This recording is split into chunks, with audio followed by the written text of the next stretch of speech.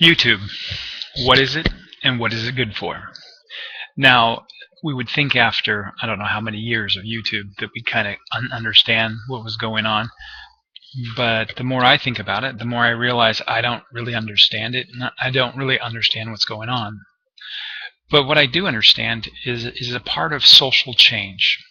One of the things I notice about myself is I may have a bit of technology, but I don't use it very effectively. YouTube is kind of like that too. We have it, but we don't know how to use it. There's a lot we could do with it, but we don't know if it's appropriate and we don't know if it's right. I recently got involved in trying to document the Westport Maritime Museum because I really thought it would be interesting to do a bunch of YouTube videos about the political process there. And in the process of thinking about it and doing a couple of videos and getting some undesirable exposure, I decided to really go back and rethink the process.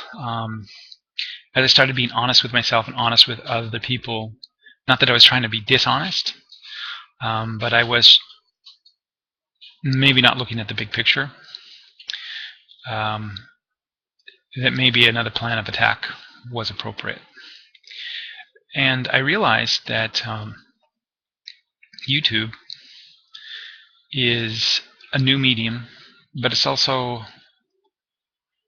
a new society. That's kind of strange to say. I don't mean we're going to change because, well, here, let me give an example. We don't like looking at cameras. We don't like recording ourselves. People are very nervous when you pull out a camera and take pictures. And before, we've had cameras for 100 years, at least, more than. And they've always had a weird place.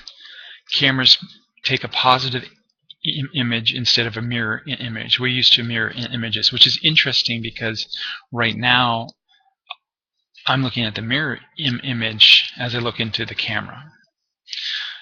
And that's to help make you feel more comfortable. So we want the mirror image, not the positive image, because we're used to looking in a mirror. We're not used to looking at the positive result. I think a positive result is correct. Someone can correct me if they feel it necessary. And then also, you look fatter, maybe you look older, maybe you look uglier. It's not who you see yourself as, but it's who other people see to a certain extent. And this idea that we're afraid of cameras is interesting, but it's also dangerous. In my investigations of the Maritime Museum, and I'll call them investigations for lack of a better word,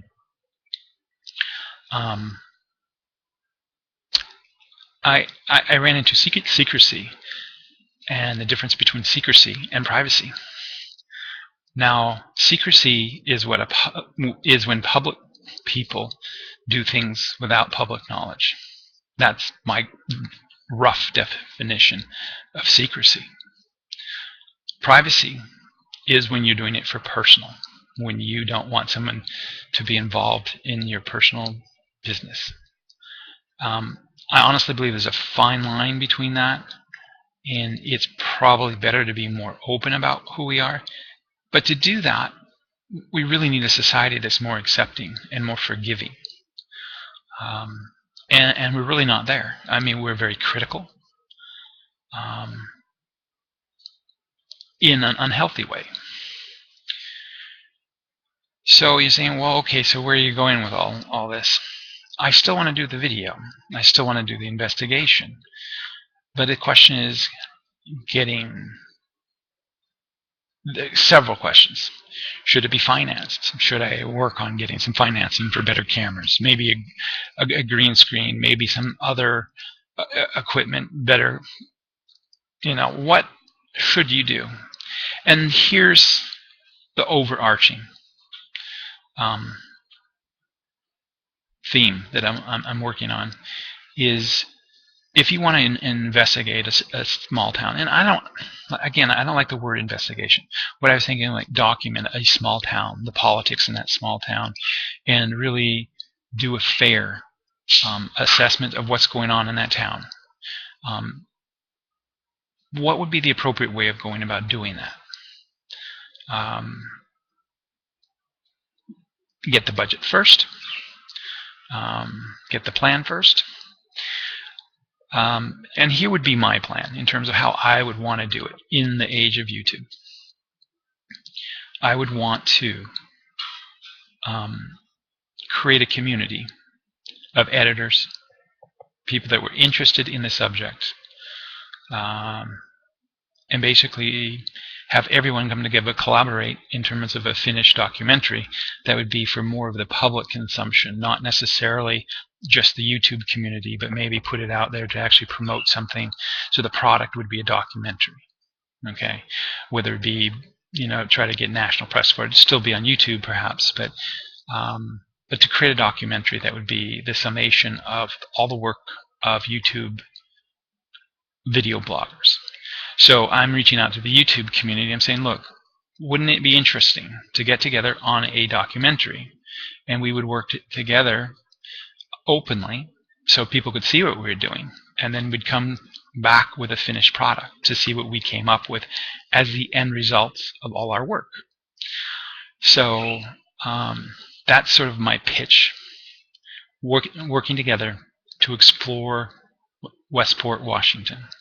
Now, here's some of the twists that I see involved in this.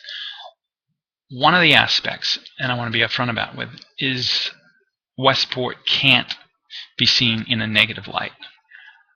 I don't think we have to not be critical, but I think we really need to explore people and really make sure that we got the story accurately and fairly.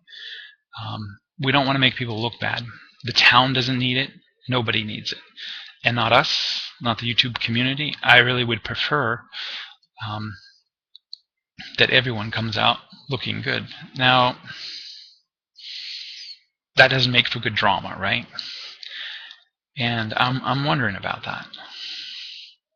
So anyways, these are my first thoughts on creating a Westport, Washington mashup, perhaps? What would you call it? Anyways.